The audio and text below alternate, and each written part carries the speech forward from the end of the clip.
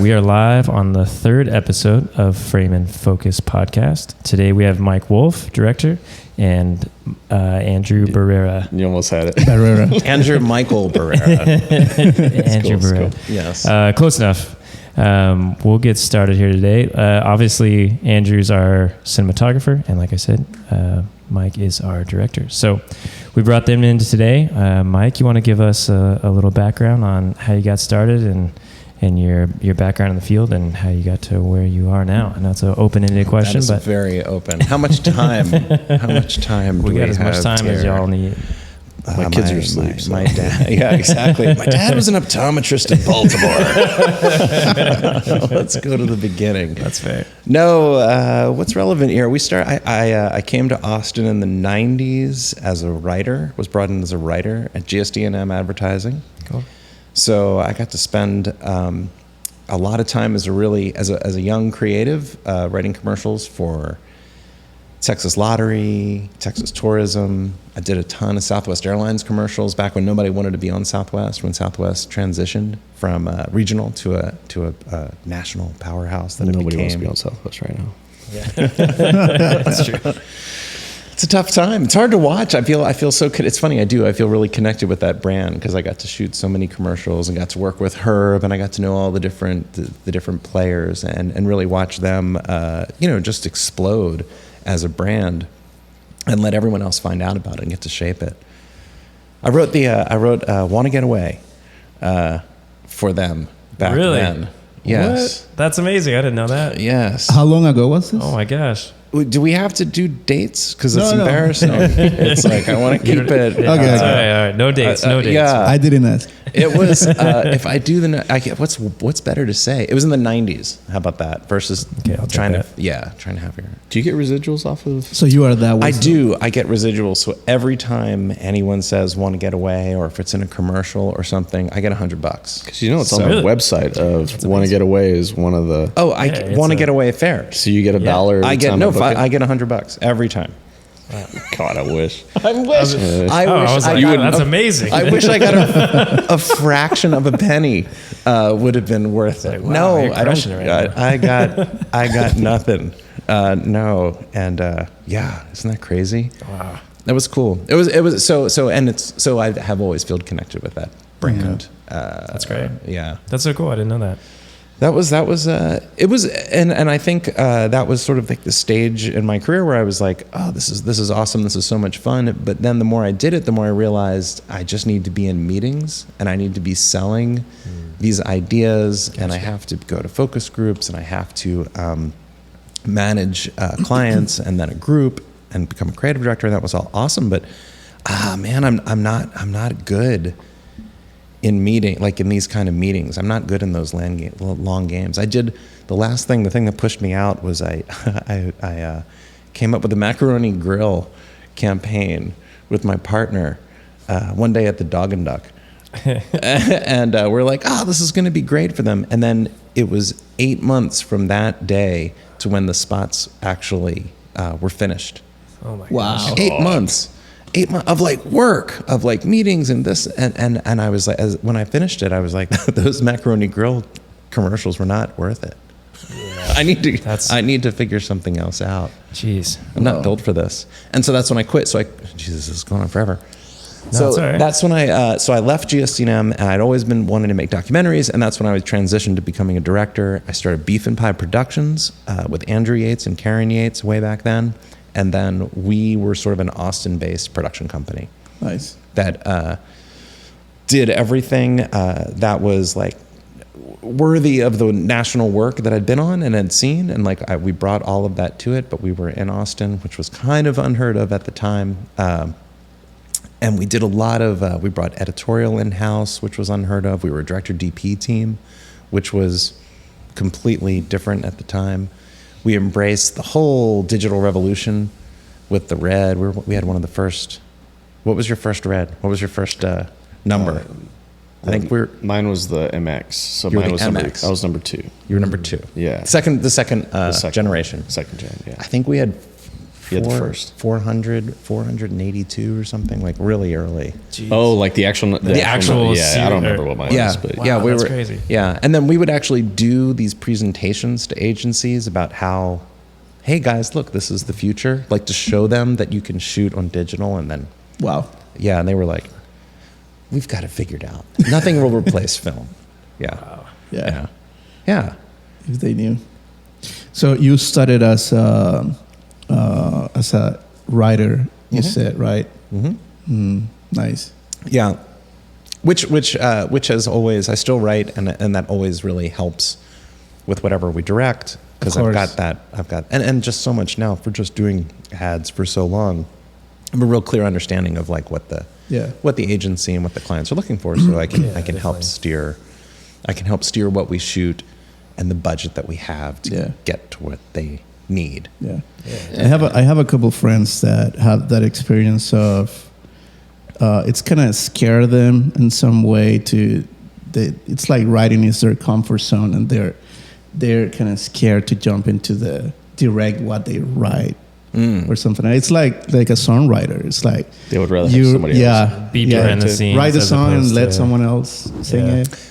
I think I was the opposite. I was frustrated with having to, you come up with this idea with a partner and then a creative director, and there's lots of input, but I was frustrated that I would then have to hand it off and really, and communicate this idea, sell the director on this vision that you had, and then the director would like shoot it and leave, and what he shot was often too long. It was like 38-second spot. Then you go to the edit, and then you have to like talk to the editor for the first time as if they've never heard the idea before.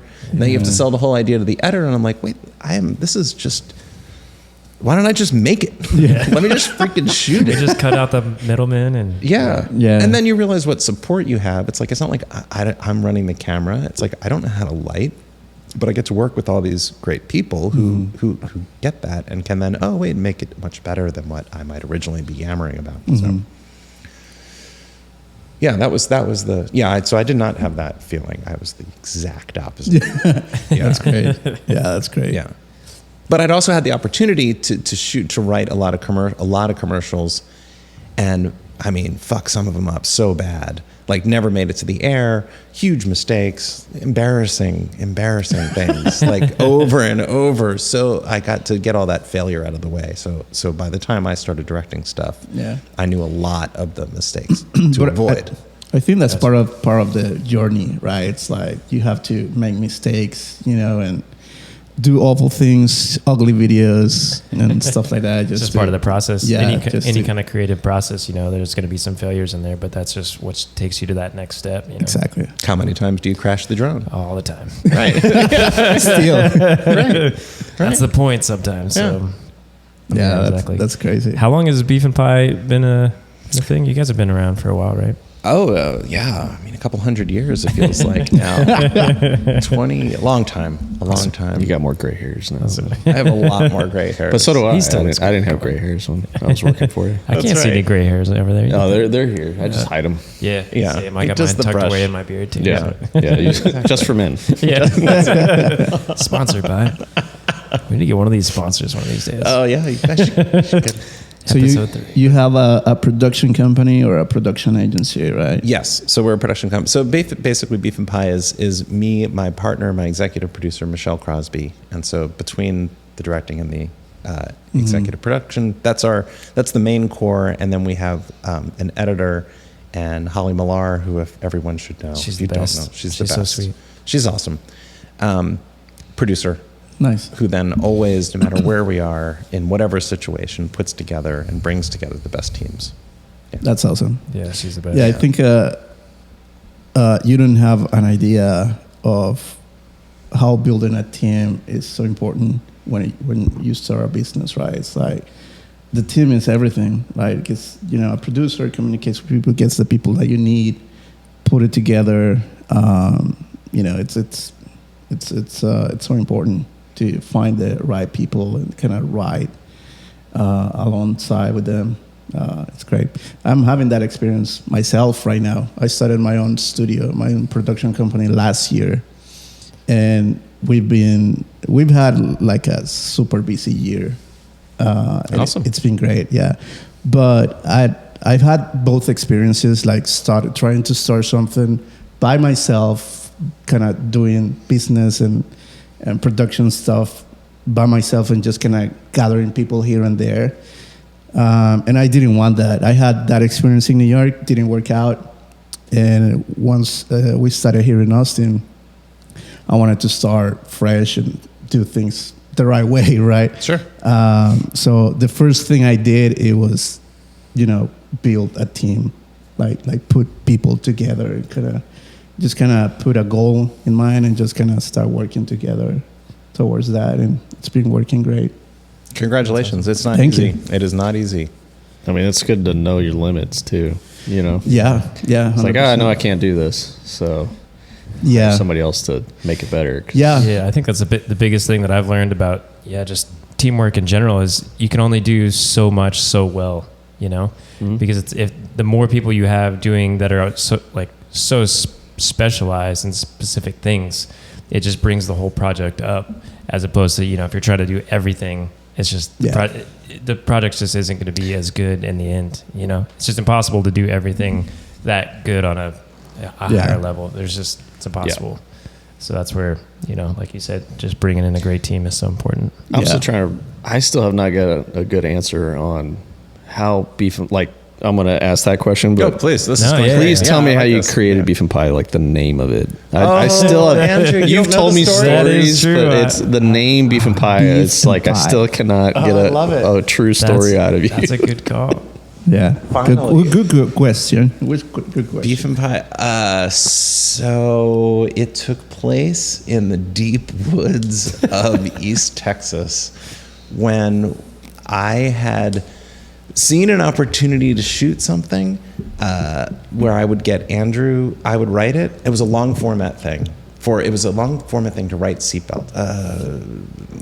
The importance of wearing seatbelts based on real people's stories for like a text dot type of thing, which at the time, a long format was no one did long. It was commercials, and so we went and interviewed different people in East Texas who had We interviewed this kid who had he was paralyzed because he wasn't wearing a seatbelt and he'd been in a car accident. So it was a really heartfelt thing. So I'm interviewing him, and I'm early on. Andrew's DPing it, and very quickly I'm doing this interview, and we start talking about barbecue. And he's like, well, there's this really great bodacious barbecue place that's not so far from me. Okay, that sounds awesome. So then as soon as the shoot with him is over, I'm like, all right, everybody, let's go get barbecue. Let's go to this bodacious barbecue. It's like 45 minutes through these hills and backwoods. And as we're driving, and it was Bobby Llewellyn was there. The big truck is behind. And Andrew's like, I don't think you can do this. You can't make everybody just drive like in the middle. And I'm like, I don't know. It's supposed to be really good barbecue. It was great barbecue. The ribs were fantastic. We eat too much of them. And then we still had to drive home. So we have like this 4-hour drive, and we're just going beef, too much beef, like filled up to here. And then Andrew Yates pulls out this triangular thing of pecan pie, super thick, which is disgusting. Disgusting. I don't like sweets. I'm full. And he just scarfs the whole thing down. And I'm like, that is the most disgusting thing I've ever seen. Beef and pie, too much beef and pie. And I was like, yeah, that should be the name of our production company. Oh my gosh. And that's how it came. great. That's how it started. And then got on the phone and then called David Campa, the amazing designer, legendary Austin designer. And Andrew's like, oh, he owes me a favor. I gave him a computer. He said he'd do a logo for me. And we leave a message. We're like, all right, it's called Beef and Pie Productions. We're going to be driving into town in about 4 hours. If you could have something ready for us, that'd be awesome.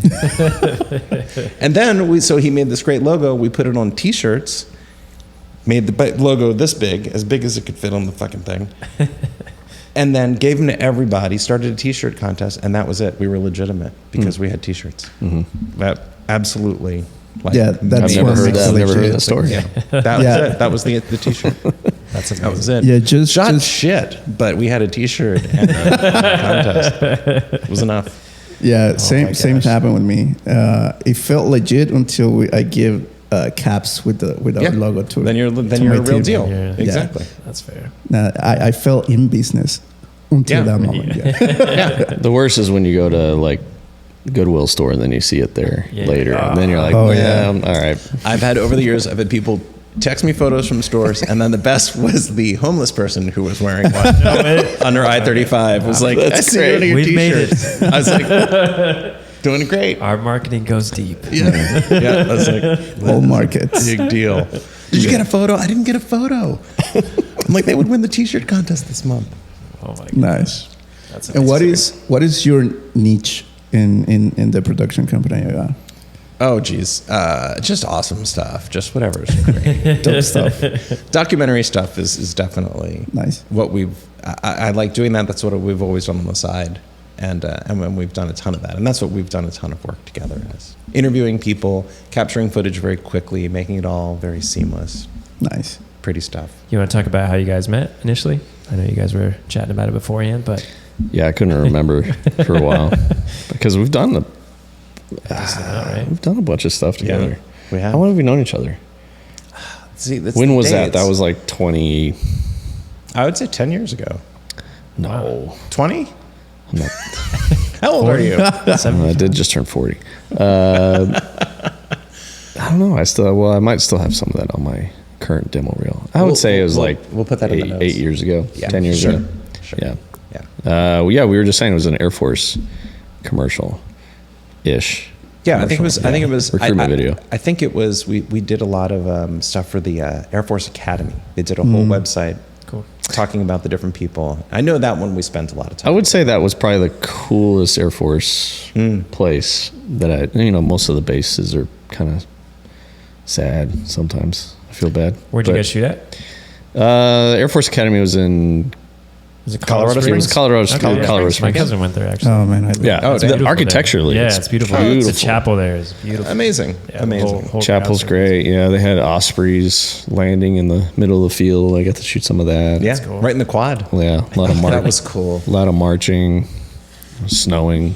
Yeah. A couple of those days. Yeah, Yeah, it was great. pretty neat. I mean, Cool. some of that footage is I still love it. Oh, it's awesome. So Yeah, Nice. and that was what I think that was originally. Let's just say that was the first time that we worked Sure. together. But there was no question, like just your ability to be thrown into these situations and find awesome footage, follow the people, capture those little moments was something that you've always had a Yeah. knack for, and it's been awesome. yeah, they brought me on to second unit. So like they had the main unit with them doing all the interview stuff, and then it was boring.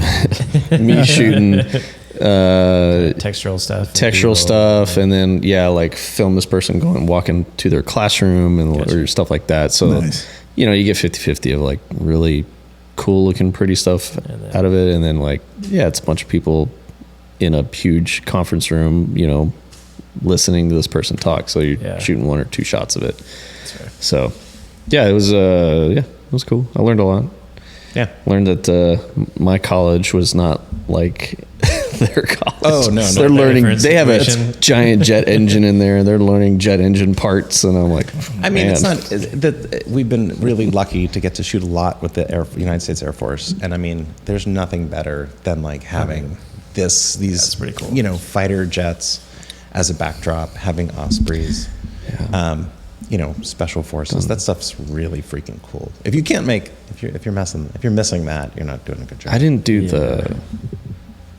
the Predator drones with you, did I? That was beefing. That was the Bear. Maybe Oh boy, that was cool. we did one. Yeah, F-22 one. Was yeah. good. I F-22 liked was that good. one. That was cool. Yeah, that was cool. Did you guys do some air-to-air stuff, or was it all on the ground? Or They don't let you up in the air. Oh, really? Yeah. Pretty much. Insurance reasons. okay, And that's it's cool. also, it's like we have to capture in these jobs so much stuff in such a short period of time. You Getting just don't have the interviews. window to- Yeah, if you go up, it would be a whole. it's a day probably. Exactly. Yeah, and they have so many internal teams that are obviously really good at that. Yeah. That Who makes do it all sense. the time versus us who are just like, you'd be awesome, this is amazing. You wouldn't even hear Nice. what's on the camera. So it was like a video series kind of thing, or documentary stuff. It's all documentary style videos that live on their website. Oh, nice. And so they're always trying to it's all about recruiting, and it's all about showing the different facets of the Air Force. And so different some roles. and some are amazing. You can be a drone, you can be piloting a drone in Vegas that's, in another part of the world. But I mean, we've done a lot that are pharmacists, Oh yeah, librarians, doctors, Nice. firemen. But you air know, conditioning. and anything that you shoot, though, everything that they just put it in one big bank, and then some of that gets put on Gotcha. national commercials that they'll do. So every now and then you'll see like two shots. I got that. Like, yeah, that was a shot from like I 5 got years that. ago. Yeah. You know, so yeah, you get a lot of that too. So Yeah. yeah, they've been a really cool thing to shoot. So especially our last one, I like that one a lot. Yeah, It's fun. we can't talk about that though. We'd have to kill you. Sorry, it just doesn't work out. It's on camera, so it's gonna live forever. Yeah. So, tell me about you. How did you start it? You know, how you got involved into having Also a camera in your hands. very long story.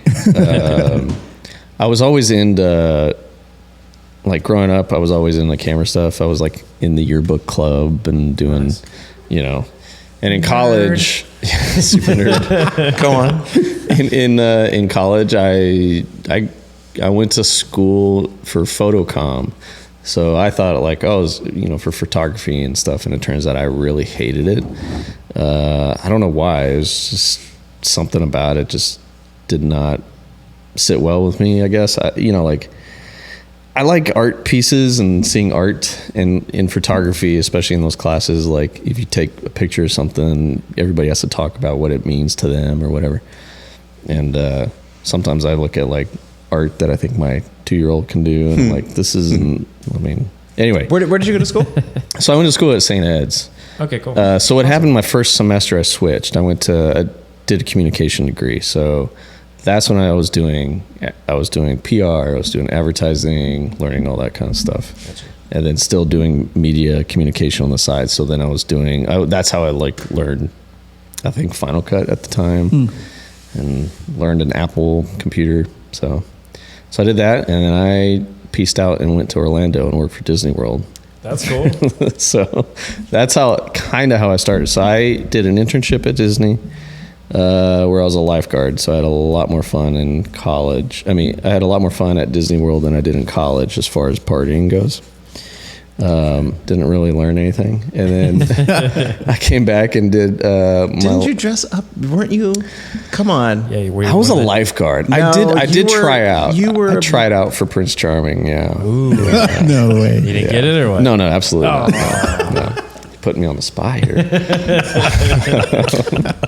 Yeah, that was an interesting time. I had a lot of fun, and it was That's cool. Like it was great because like in college to graduate, I had to have an internship, and then and this one was paid. And at the time in Austin, there was no paid internships back in like 2003, and so I went there and got 12 hours credit and an internship credit and paid. So it was great.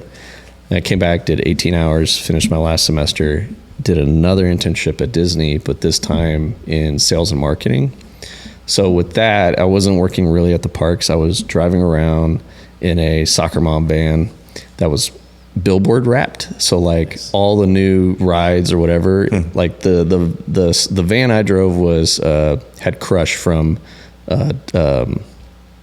Finding Nemo on it. And so I drive around that van to all the resorts and hotels all over Orlando and the outskirts, and like talk to the people that were selling the tickets to, you know, the tourists, or like filling up the brochures and just kind of, you know, giving away free stuff. That's so hilarious. that was my job. And what's great about that internship is you get the opportunity to shadow anybody in a Fortune 500 company. So for me, I emailed and I'm pretty sure he was the head of marketing at Disney World related to ABC. So he brought me on to basically be a PA on a couple Extreme Makeover Home Edition episodes when they would bring the family to Disney World while they're remodeling their home and wherever. So those were my first PA jobs. So then I was like PAing that. I did Super Nanny, a couple, like the Beach Boys was playing and stuff. So I did a bunch of run and gun PA work. Cool. And then when I left that guy referred me to a production company in Orlando. So I started doing PA work for Pink Sneakers, which is a huge reality production company back then. Okay. They were doing Hogan Knows Best on VH1. I don't know if you remember that. Or Vaguely. yeah, True Life on MTV. Sure. TR Girls was a thing on VH1. Then there was like Extreme Makeover Home Edition. I'm sorry, not Extreme. My Fabulous Life Presents My Big Fat Fabulous Wedding on VH1. That's a mouthful. Which turned into Redneck Wedding later on. So yeah, did a bunch of that stuff, and I was a transcriber, so I was a transcriptionist, like typing everything that the cameras would say and do. You know, back before you could just like put it in the system. Wow. So it was me on a typewriter listening to 2 tapes every day and typing, and I was not fast at all. Wow. So I was barely cutting it, and then I made a point to like start learning the camera equipment and stay later. So then I was like equipment manager, and then in the field PA, and then is that where your love of AC. cameras started?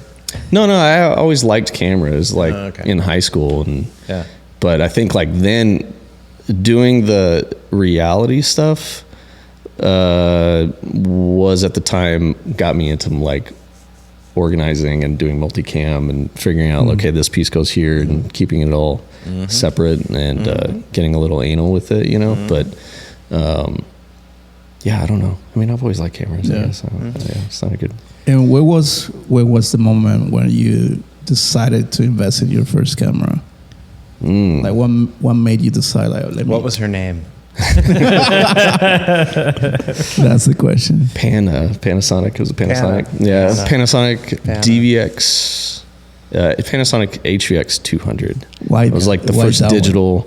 Because it was right when I went first freelance. So like I came back to Austin, and I was working for the Home Shopping Network here, and I was doing camera for them, then technical directing. So then I was TDing for the Texas Stars and the Home Shopping Network and all that stuff. And then when I was finally like, I just got to go do my own stuff, I bought that camera because it was the first digital handheld camera, and then I bought like a really crappy Steadicam. And that's cool. I think I sold that like 2 or 3 years later. I had it for quite a while until I bought the red from, like, Julio told me to get the red, so that's when I got that thing. So were you actually shooting for them prior to that, or did you buy that camera specifically to shoot with them for some of those shows? And doing a lot of the reality stuff in Orlando, that was the thing. It was DVX 100s and EX3s, I think, at the time, or EX1s, or I don't know. There was all little DV tape stuff. Gotcha. Okay. So I knew that like getting that camera, because it was digital, was the first 1080 type of camera that was purely P2 card thing. I knew that like I had a little bit of a leg up when I would apply for work, because I would be like, oh, you're looking for an HD camera operator versus a DV camera operator. And for reality shows, it was where everything was going. So like it was an easy mix just to do one-man band stuff with a little tiny camera that was affordable. I think it was like $5,000 or something at the time. So maybe, maybe 12. I don't know. Yeah, that was like my first loan too. Yeah, it was like $6,000 loan, you know, to buy a camera. My dad was like, "What are you doing? Yeah, so just go use whatever." Yeah. So, and then $6,000 loan turned into $30,000 loan much bigger loan to $50,000. Bigger. Exactly. Yeah, exactly. Bigger. So it's all worth it. Yeah. So it's a long story. Do you remember like the first video? Probably, I would say passion project, because I think the first video that as a DP that you have full control, creative control, and it's probably the one that keeps you motivated. Because I remember mine. I remember I was not as scared, but I was accepting of, and I just did it just to try. I was a photographer back then, and that was like 10 years ago, and I just tried it.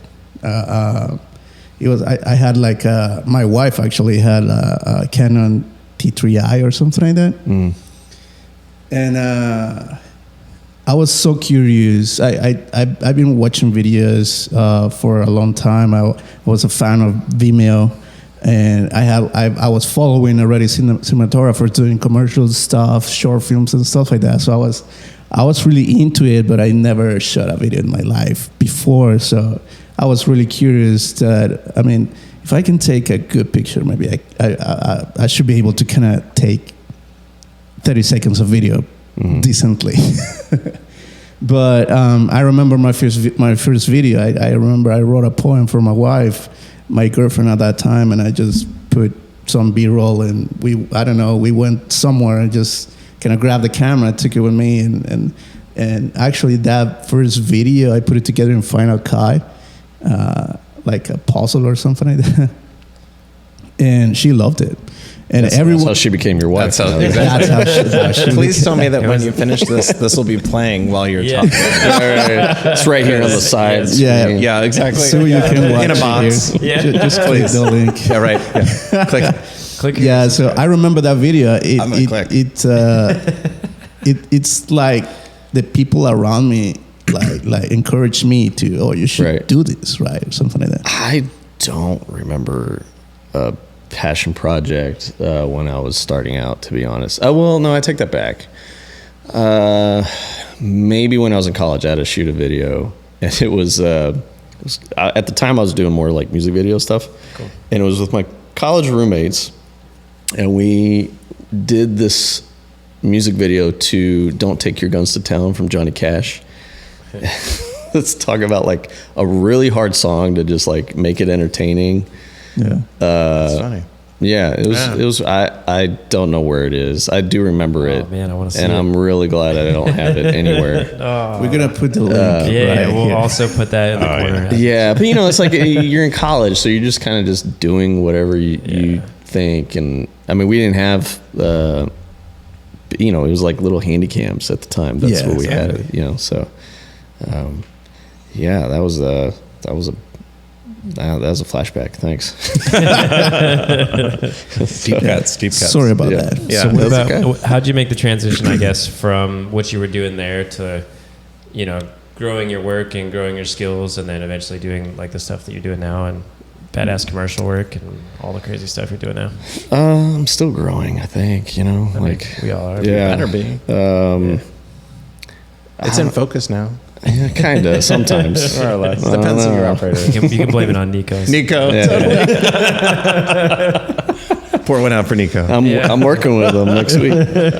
I'm working with him on Sunday. Hopefully this is out by then. Exactly. Yeah, I don't know. I mean, I know that like, I know trying to transition out of doing reality into commercial and scripted. What was that like? That's I'm still trying. Really?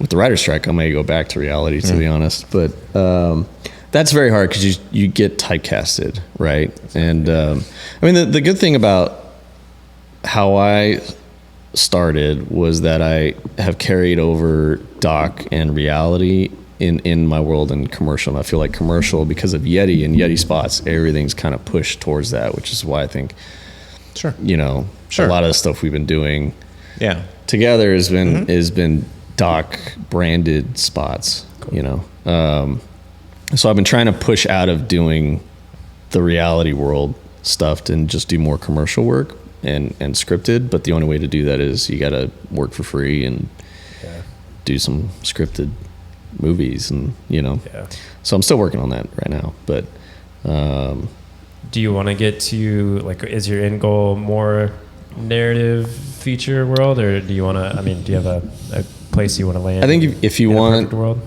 recognition, I feel like the narrative is probably the better route to go. Okay. Because then you can charge more as your commercial work. That Correct. makes total sense. But do you like it? He did the so. I love the narrative is great. If you have the right script and the right director, I think narrative is very rewarding, especially because you get a lot more time sometimes to at least create a vision overall, right? Mm-hmm. Yeah. Commercial, you have it at all the pre part of it a little bit, but I mean, it's a lot of the creative director and the director really throwing that around, in my opinion. Yeah. Oh, and there's a lot less. I mean, everything that's going to be commercial is much more mainstream. You know, Yeah. you're not going to do any. There's very little experimentation Yeah, as far as looks or whatever. because Yeah, by the it could time be you go commercial. into it, you already know what you're technically supposed to get. You know. yeah, So absolutely. yeah. So yeah, I would say narrative is more rewarding for sure, but doesn't right now it doesn't pay as much. So Yeah. It's always you know, a balance. You I feel gotta like. gotta feed the kids. Yep. Yeah. So Yep. Yep. Yeah, it's Yeah, man. tough. Yeah, I feel like I've never done a short or anything, but I've kind of been wanting to dip my toes in that water. But it's like, you know, if you're doing commercial work, obviously that's paying the bills and it's great. But then, like you said, going to the narrative side, then all of a sudden it's like, wait, I have to pay for all this, and how do I make tough. this project happen with, you know, now it's like I'm paid out of my pocket and trying to get my friends to do things, and you know, or you that's or a you work weird with people who don't have a lot of experience. Yeah. And so exactly, and then the overall just project suffers because Correct. you're not getting Yeah. the right people that should be in there, and then you're like, how do people do this? What did I Yeah. just do with that time of my life? Exactly. And what was the ultimate goal out of it? Yeah. Yeah, Yeah. Yeah, it's tough. it's a tricky balance, but I've worked on a couple like that recently too. Really? So where I'm like in it, and then I'm like, why am I doing this? So I just do commercial stuff. It's so much Yeah. easier. And I used to have that same feeling when I would do reality. And when I sit and do a reality thing for 12 hours, I'm like, why am I doing this? I hate every minute of it. Oh, man. And so that's kind of like the kick in the ass to like, Yeah. all right, well, go do this. Go Yeah, do this because exactly. this is what you like to do. So yeah. It reminds me to my friend Austin. You know Austin, right? Yeah, He's been trying to get out of the real world like for his years last and years. Austin Lawrenson. Lorenzen? oh, okay, no. I know an Austin Tolan, but Yeah, I also know. reality. Every year he tells me, "This is the last year, man. This is the." It's hard, But that especially phone when rings, you know. when you're good at it. All right. When you're good at doing reality and you understand story and you can follow along and actually shoot creatively and stuff, it's really hard to not get a phone call, you know, Yeah. especially when you're in it. Everybody starts calling you because you're Yeah. the guy. So, Yeah. and you know, the paycheck can be pretty good for long-term projects, but Yeah. Oh, It's not sustainable. I watched the not so much reality here, but with the explosion of all of the scripted TV that's been happening in town with all of the That's with what I wanna the do. zombie films and whatnot shows. We lose as a if we're shooting most of our stuff in Austin, we have our go-to team of people, Yeah. and all of a sudden when you lose these amazing camera ops, Rob McGrath. Like or wardrobe people, sound guys that are suddenly sucked up into that world. It sucks. It hurts us because we don't have those go-to people. But I Yeah. totally understand why they're doing it. Gosh, are you guys cool with that? I mean, 6-day work weeks, crazy hours, no matter what. Yeah. And they're like, yeah, well, we got to do it. I get my insurance and I've got the kid now. And Yeah, and union. it does in union and it pays and it makes sense. But plus it's tough. It's scripted, but it's long form scripted. And that's Yeah. to me, I would love, like, movies are great, but I would love to do like Chernobyl again, Oh, like yeah. one of those Oh, kind sure. of That'd be like super cool. like miniseries yeah. or it's of course I would like to show. I would love to do that I would too. love to direct one of those. Let's do it Who together. listens to this? Not that many people right now, but we're working. Okay, well, get us on a Chernobyl too. Maybe there'll be another nuclear disaster that we can then make a show about. Yeah, Yeah, that'd be great. No, Yeah, that'd be obviously awesome. that would be amazing. Yeah. Yeah. I was thinking more of Walker, Yeah, like Yeah. and how that just like I don't- sucks the talent into it. Yeah, see, have you watched it? Have you watched Walker? I have not. I haven't either. I've not.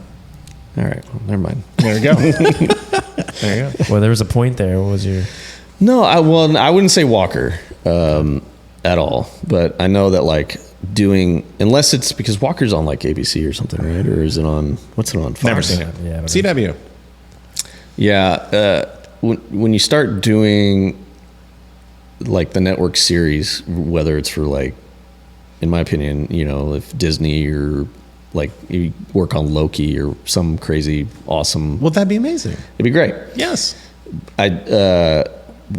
But if you watch like regular network television right now, like ABC, CBS, so bad. Yeah. It's bad. And to me, I'm like, I mean, it'd be great because I'd get my hours, but like, Yeah. it doesn't.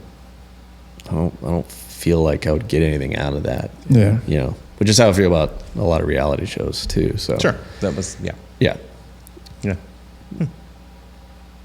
Anyway, I don't know where I was going with that one, but Yeah, no, but I think it gets to that point where you do the same, and every time it gets to a point where you get probably tired of it, right? yeah, you get burnt out. Even for commercial stuff, it gets to a point where, I mean, you cannot see another product video anymore just to get inspired. Yeah. You know what I mean?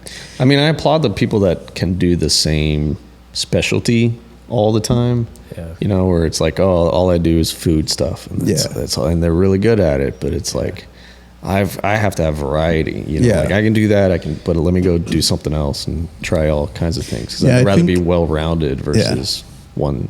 I think that's where passion projects come, because I try to stay busy in that side as well, because I'm a creative, and my wife can tell you I go to bed at 3 a.m. and I'm still thinking about what I'm gonna do next day and how I'm gonna do it and stuff like that. But and it has to be that balance of work and the things that you actually like to do, right?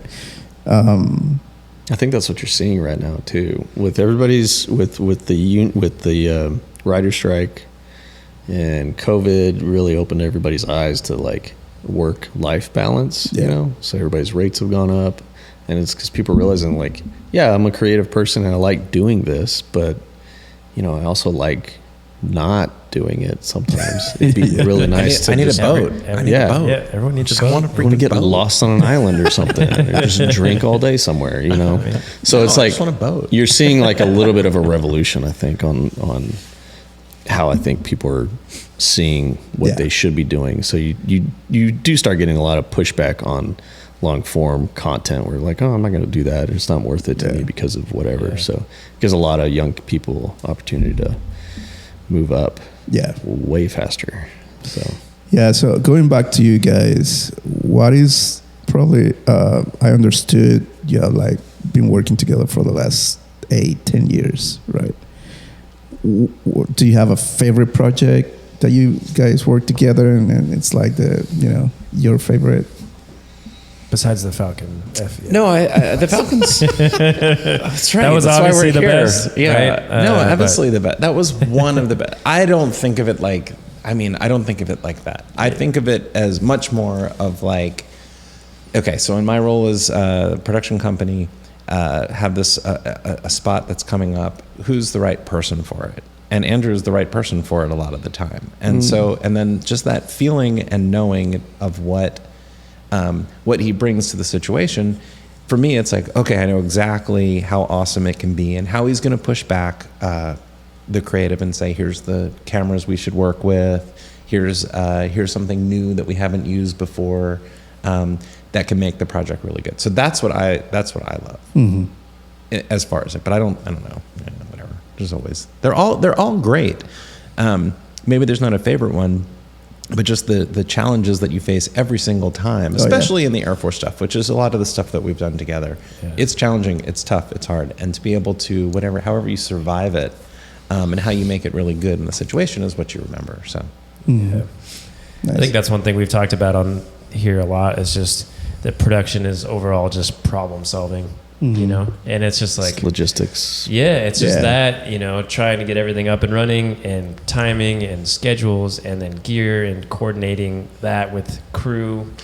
And if you hire the person, and if you work with the person that that can handle those things, and then oh gosh, thank God, I can now let me focus on relax and focus on my actual exactly, or focus on the 10 other problems that are challenges, opportunities to grow that are in front of you that you have to deal with. So as soon as same with you, like it's like, oh my gosh, of course I know this is going to be great, so I don't have to worry about that. And I know that when we're in the stadium, that's going to be great. And it's like, okay, now we'll spend the energy managing the client or whatever the situation might be. Now that we're talking about challenges, is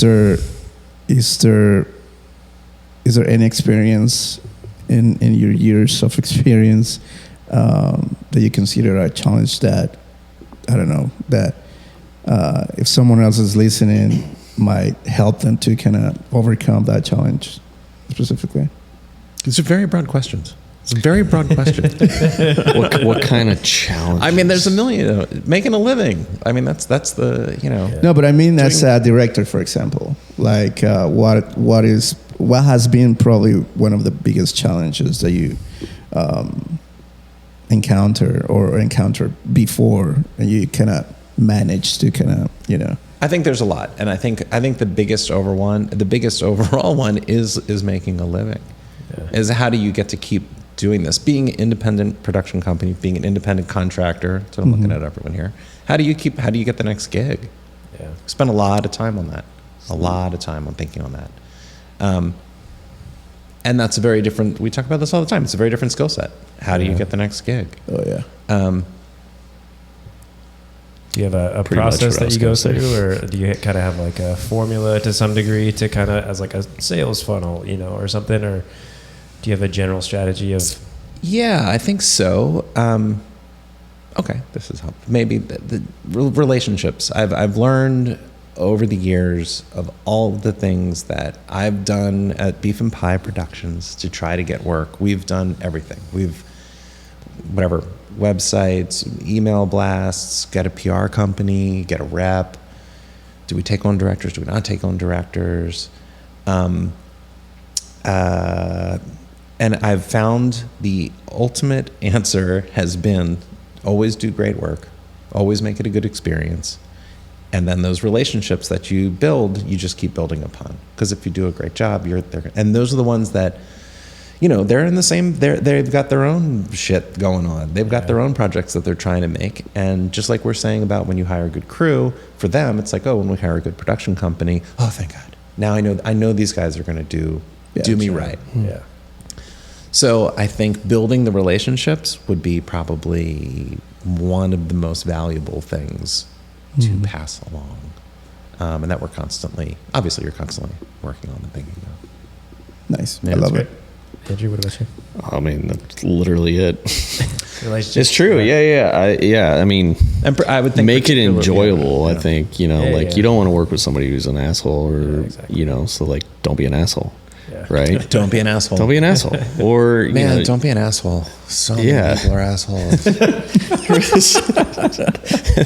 So true. Yeah. I mean, you know, you remember a lot more about somebody when they're an asshole. Yeah. And then you're like, I don't ever want to work with that person again. Right. And so, but if you can do really good work and be an asshole, and then, I don't know, I say that, but like there are people who are assholes who are working way more than I am sometimes. So maybe I'm wrong. But I think that's an important thing, is just to be super nice and be confident and do your job and do it well, but also like make it enjoyable for everybody else and make everybody feel good about being there and want to be there. I think that is a huge thing, especially when I think of like whatever part of the team that comes together, is that these people, and I am speaking probably more in commercial world, but when you finally get to the shoot, like I know it's work for us and for people who are there every day, but like the agency and the people who are paying for it and the clients who are showing up, you know, this is their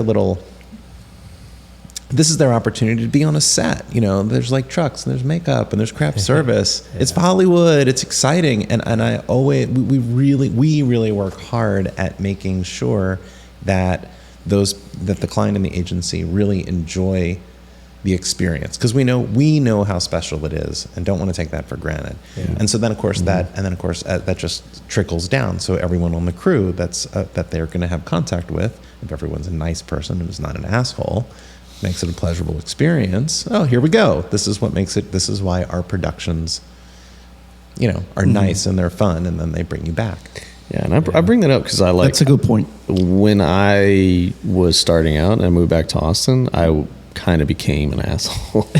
Were you an asshole? Yeah, I was very high maintenance. I was... no, you're very high maintenance. I got be clear. Blacklisted, I don't know how many times by Megalomedia and a couple of, you know, like... And it's just because, Jesus. Yeah, even I won't name a bunch of other companies. You already did, though. Yeah. I know I did.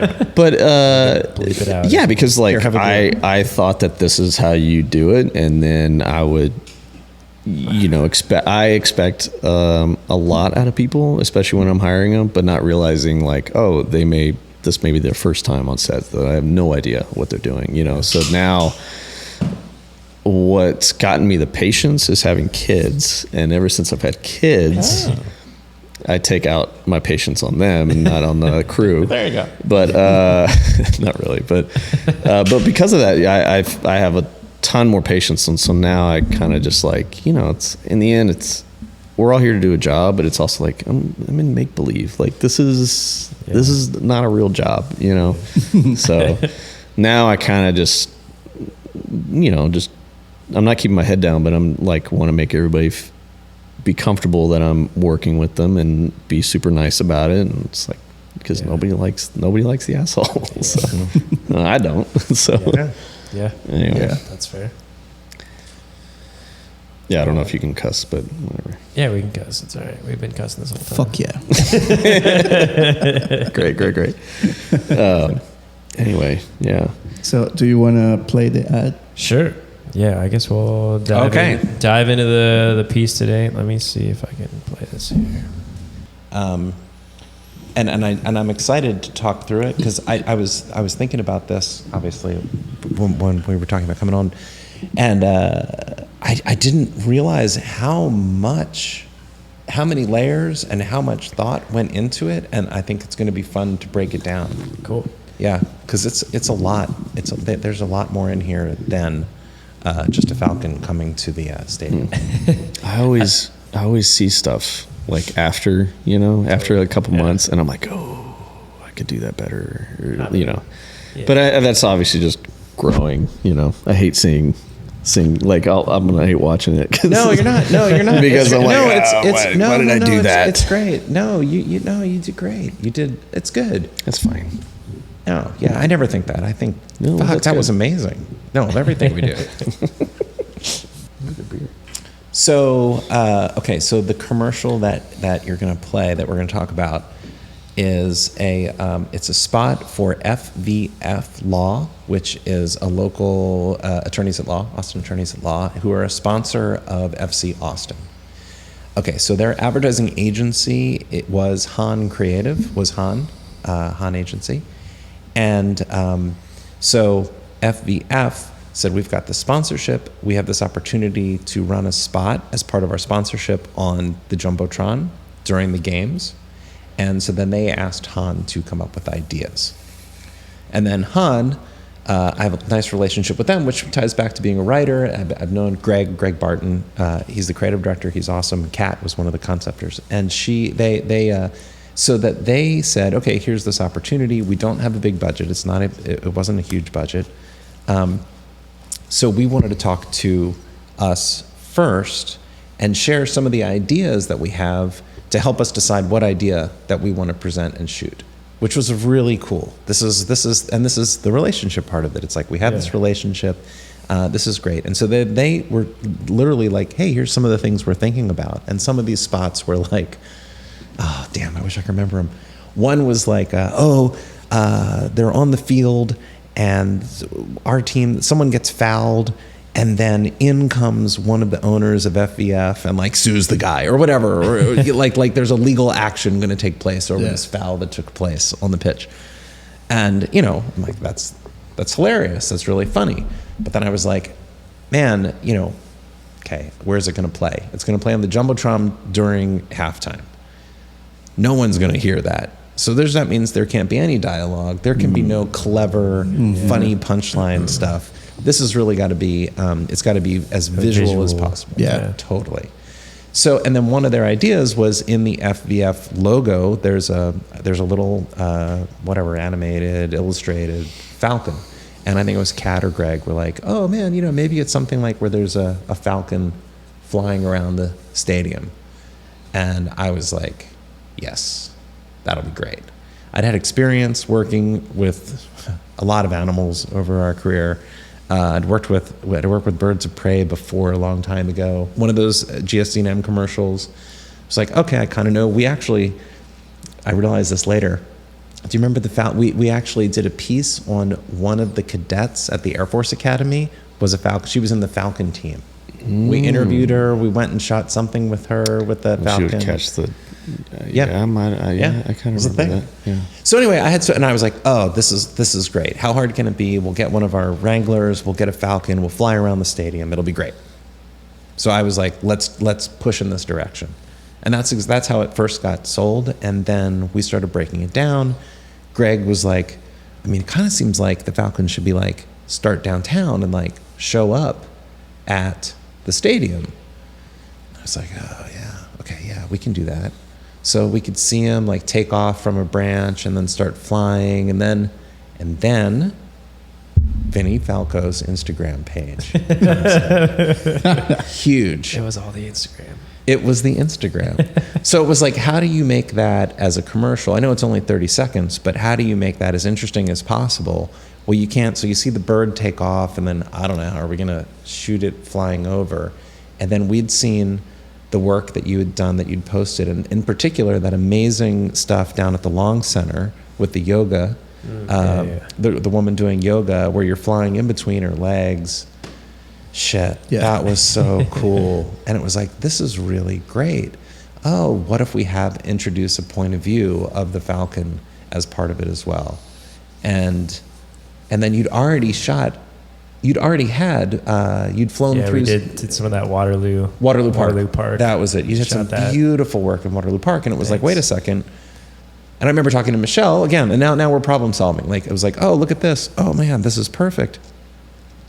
Well, we could get him to shoot it, and Michelle's like, he'll be too expensive. He seems very good. I was like, no, he won't. I have a feeling. No, and it was like, well, and then I remember even saying, I was like, if we could even just get the footage that he already shot, like that would work for one of the quick takes. Yeah. And then of course we started talking, and then that even opened up more possibilities about how we could dial it in even more. Totally. Yeah. I think those were the main. So then there was I knew that we were going to start with the Falcon taking off. There was going to be POV getting to the stadium. And then it was like, well, what are some landmarks that he could go through? Oh, people go to Austin Beer Works before the game. I have a great relationship with them. I've helped them do their branding. Going back to relationships. Hence the beer. Hence the beer. Yeah, exactly. Exactly. Sponsored. I remember Sponsored by Austin Beer Works shows up every time we rap. every time. It's weird. Transition lenses. I remember that whole when we did that spot. Yeah. Oh, yeah, that was another one. That was good. I like that. We could do a good one. Mike and Andrew. By the way, I had to look it up. 2015. 2015 was when we first worked together. Was Air Force Academy. Air Force Academy. Yeah. Okay. So that was Not far. 8 years ago. You're right. Yeah. Very good at math. I'm not. Yeah. It's the beer. Yeah. So Yeah. beer. So it all comes back to beer. I mean, and everyone makes fun of me. I'm like, it'll be perfect. We'll do it at Beer Works. So I was like, oh, well, here's a location I feel comfortable saying, and the Falcon can fly through. Yeah. And then we can get people's reactions to it. Is the people real? They were actual fans, or it was just actors? No. Then they were fans. No. So then That's what we did amazing. is we then had keep it real, man. Yeah. So no, love it. we didn't have the money to hire actors, but that never even entered our mind. We're like, oh, we'll get some of the FC Austin fan clubs. We'll invite them over. We'll buy them a beer. Nice. When we said we, then Beer Works was cool and said we'll buy them a beer. Which then also, one of those original concepts, had the owners of FVF, the two main lawyers, were going to star in it or something. They wanted them to star in it, which is a tricky thing to handle because, sure, you're paying for it. Oh, right. Yeah. But how do they fit in? And How do they fit in? And then that's when I was like, hey, I think what we could do is why don't we have them at Beer Works, and then maybe they could be some of the people reacting to the Falcon. And that was the solution that included them in it in a natural way without Is the one that kind of point to the? I think so. Yeah. The one that said, "What the fuck was that?" Yeah, it's like what? Yeah, the two guys. Yeah. Nice. Yeah. Yeah, I love that spot, and I think one of the things that kept in my mind after watching it, probably for the third and fourth time, it was. I mean, the aerial stuff, it's sick. It looks amazing. Yeah, it's good. But what got me was the shadow of the falcon. Yeah. It's like actually flying. the scene He is- showed that to me the first time, and here, let's watch this watch real, it. Let's watch this real Yeah. fast. Let's watch it.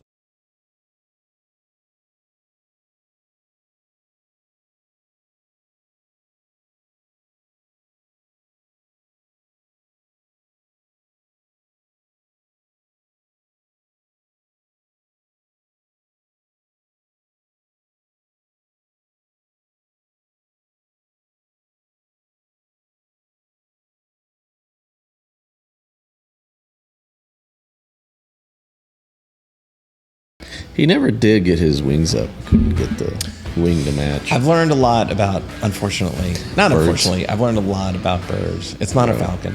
Oh, it's not a falcon, Lester. Oh, it's not.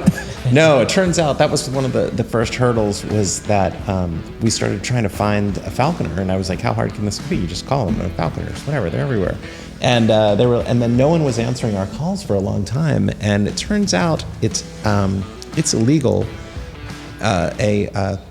Peregrine falcons are protected by the state of Texas because it's a native bird, and you cannot use native birds for entertainment purposes, commercial work. Wow. It can only be for educational work.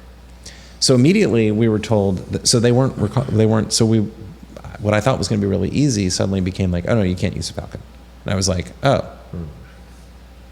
Or that was why they weren't calling us back. And then I was like, well, I know that my friend had a like a petting zoo at their house, and there was a falcon there. What? So Michelle calls them because this is getting closer to thing, and calls them and is like, hey, can we? And we ended up talking to King Sky. Oh, I got to give him right. It's Randy. King Sky Ranch Falconers, or King Sky Ranch Birds of Prey. And I got him on the phone. I called him. He answered. I got him on the phone. And I was like, hey, here's the situation. He's like, yeah, you can't shoot with a peregrine falcon. He's like, but this comes up all the time. I've got an auger buzzard. And I'm like, an auger buzzard? I don't want no auger buzzard. It's like one of those things on the side of the highway. Yeah. I was like, no. You don't know what I'm trying to do here. I got a vision. You don't get it. Yeah, come on, man. Oh, wait, you've had to do this like 50 times over your career. Okay, he's like, let me send you a photo. And he sends me a photo of Mozzie. And I was like, oh, this is great. Looks perfect. He's like, yes, this is what we do all the time. This is not a native species. We can work with this. We can work with this animal. Which then I had to have a full pitch to the FVF team because they heard that it's not a peregrine falcon, but their logo is a peregrine falcon. And they were like, well, no, then new idea. Let's come up with something else. Or it has to be a peregrine falcon. So then I remember having a full-on discussion with them and showing photos of what it looked like and showing Mozzie and explaining that this is something that could do what we said that we wanted it to do. And we convinced them. I said it'll fly through. No, we never even had him at Beerworks. We just had you. Yeah. That was it. Yeah. Brilliant. See, solving problems. So it's an auger. So Mozzie, bird's name is Mozzie, and it's an auger buzzard, and it is definitely a bird of prey. And then we also learned from a filming point of view, more challenges that they don't. These aren't things that fly. Yeah, it was always. It goes. They always have to fly down, right? They fly down and go up. Correct. Yeah, that was interesting. So that's the thing too. So instantly it was just like, wait, but you wanted that. So that's why we set up. I'm getting. Let's start at the beginning. I don't want to. Yeah. But that's a fully trained animal, right? But it's a wild animal. It's a wild animal. Yeah. Yeah, but it's like training a tiger. How can you? It's like training. There was a specific pattern where you wanted to fly, because of course. Otherwise, how would you have control on we camera? We had meat on one end of the stick, and he yelled and made a call, and then no, totally. That's exactly how it happened. Okay. But also. Then you're dealing with very difficult talent. Talent gets full, talent stops flying. Yeah. Wow. So you only have a certain number of shots, and also as the day gets warmer, animal is less interested in going and hunting, or vice versa, or whatever. So we had to work with the birds. So we were very much on the birds schedule. Did you work with animals before this project, or? Yeah, I think we've all I've worked with. Yeah. We've worked with horses. Tons of shit. Great. But I think this one is very unpredictable, right? It's like it hits in the air. This was the first time doing bird, and I did not realize. I mean, we learned a lot. It was just like having it like you set 2 points of where it's going to go, and you're like, oh, it'll just fly straight. And you set up your camera as if it's going to crisscross that frame, and it's like, oh no, it did this, and dropped, and then it goes, frame and then it doesn't come up to the very end. And you're like, but I need the shot of the wings at the very end. And I'm like, well, I can't because the guy's in the shot. So yeah, and it only is, and it doesn't fly for very. It's not like we could. He doesn't flap his put wings. him up in the top corner of the stadium and come fly down to the 50-yard line, which is what I thought. Have him do a couple loops. Yeah. Right. No, not quite. It's like a 3-5 seconds. Yes. Or Yeah, less. it's pretty quick. Yes. Yeah, less. Yeah. Wow. How I forgot how difficult. how that did was. you choose? How did you choose the lens to capture this? The lens. Well, Jesus. so what did we shoot? Well, wait. on? Let's go. Are we going to go through? Let's Yeah, go yeah, through we it because gotta go through. because Yeah. once we get to the stadium, it was a different game. We shot on reds, but it was We did. DSLR lenses. No, Yeah, that's right. It was try to- actually. I think I'll try so to because stop we didn't have a lot of budget. no, we ran into zoom lens. It wasn't my Zoom. No. Oh, we did. It was Okay. like Okay, so this is 70 to so here. Let's. I'll This try is to go frame by frame here. So So we're gonna be here all night. So this was okay. So I What year? When did we do? We did this. This was last year, right? two Januaries ago, not this January, the January All before. right, I'm gonna look it up. Okay, so and it was spread out over time too, which is why we have a good relationship with the agency who trusted us, so that it wasn't like we did this all in one day, because that would have been really challenging. Because Vinny and I got together completely separate yeah, to do we did a whole lot. kind of a half day of pickup for the sign and for the park too. Yep. Yep. So we knew, okay, so we're like, all right, start downtown. We got up on Doug Somm Hill. We scouted this very extensively. We have really, really clear boards. That's something that we've always done, which I can't emphasize enough, is doing all of your work beforehand. We have a joke. I hated being on these commercials when I was back in the advertising world, and I would hear the production team, something was going on, and they'd be like, yeah, fix it in post. Yeah, they'll fix it in post. And I'm like, dude, I'm in post. You're not in post. I was like, because you didn't figure it out. It drove me. Beef and pie, we fix it in pre. Fix it in pre. We say that all the time. I make people, and so we really overdo. I'm sorry, I'm pointing. Like, Your boards. so yeah, we really we can throw those up on the screen too. I think if that's all right. yeah, absolutely. Oh, So these were that we went through every. We have everything boarded out. I can't draw, so we take a lot of photos. We do that on the Scout, so obviously we know where the sun's going to be and all this shit. So, so I was playing frisbee or football with my son, and we were over by the UT fields, and that was where I saw this branch laying on the ground, and I was like, hey, I need that for the shoot. Carry that home, Isaac. So then he takes the branch home, and that's the branch that, because I was like, oh, it's perfect. It's the branch that Mozzie's standing on here. Oh, wow. So we attached that to some C-stands, and then set him up. So we knew to open this thing up, establish Austin.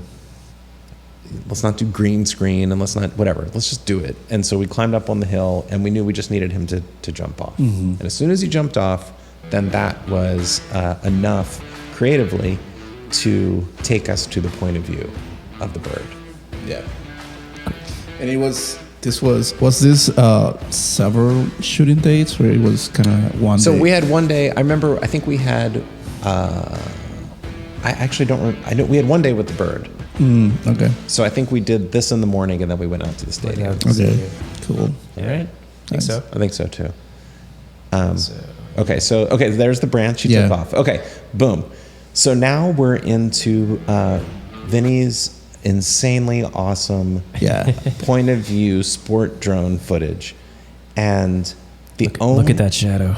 And so the only thing was, how do you get How a did you shadow get that like drone to Lester? look like that? How do you do that, Lester? I mean, I don't know. I will get the shadow figure and kind of overlay it in the footage, because I think the magic is the action of the footage. And you don't have to kind of lock the shadow in following something in a specific. It's just locked in one position because it's Yes. know.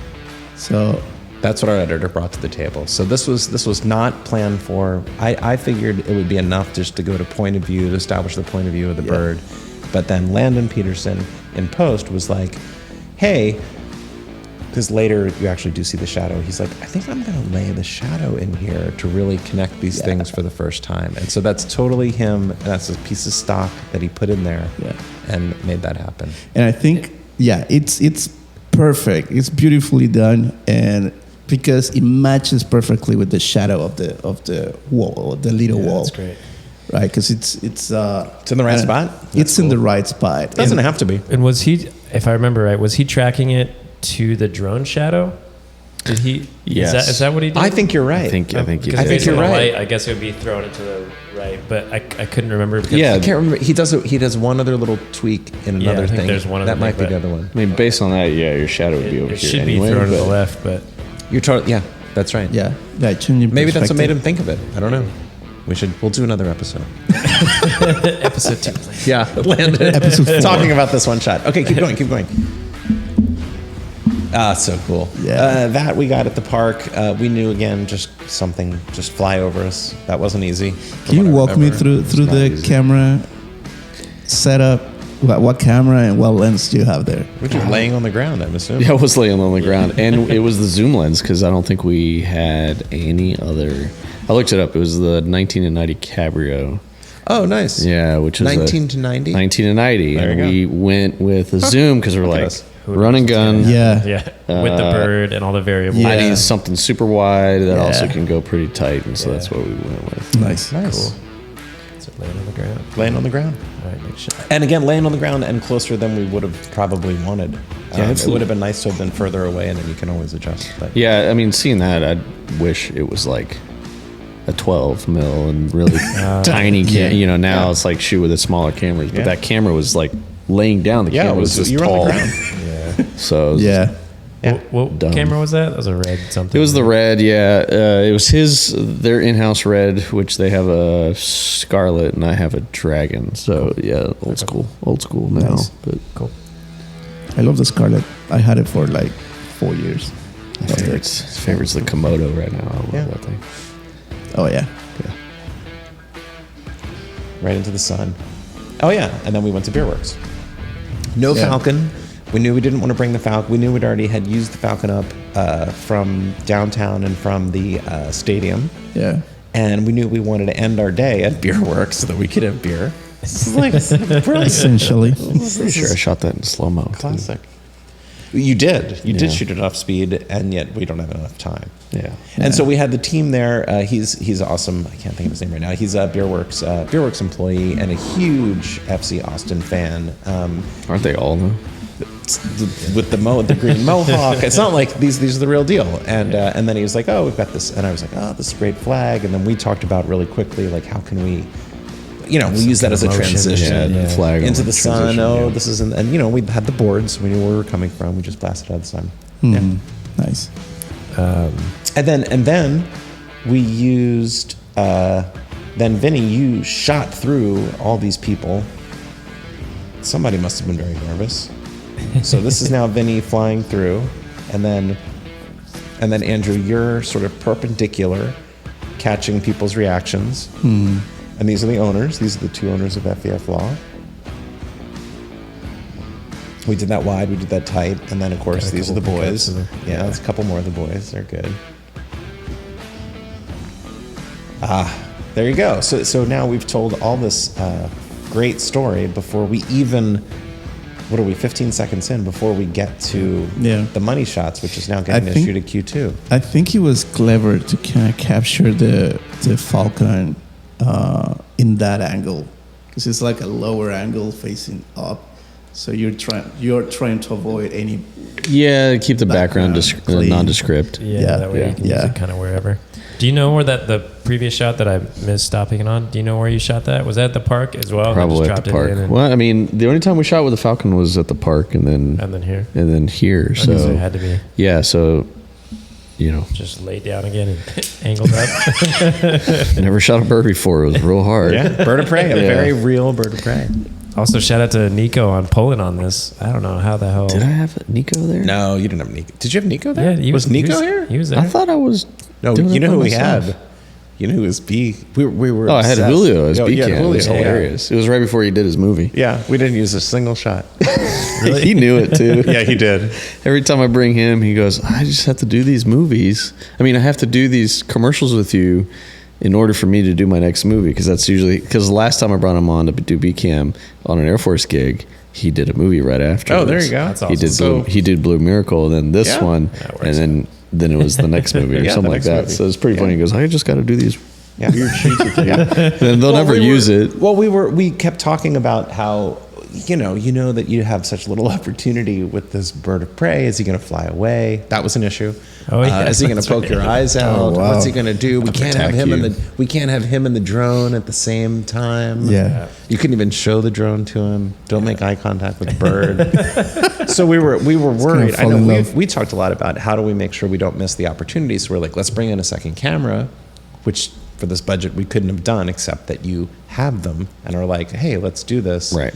And then And Julio was cheap at the time. and Julio was super cheap at the time. Always open Doing to me a help out. favor, yeah. Yes, exactly. And so Julio came on board. So he was running a second red while Andrew was a cam, so that we didn't want to miss anything. Nice. And then we already knew from our boarding that we knew coming in from the corner was Vinny. We knew that we'd come in from here. And I was very set on trying to have some shot of the bird coming in from up top. So So I had Nico Paproto was there. Yeah. was Nico? That's Yeah. amazing. I got to tell. I see him. I work with him on I mean- Sunday, so I got to tell him. I'm sorry, man. I totally did not realize you were in it. Maybe I'm crazy. I have No, you're- I have a I'm pretty question. sure.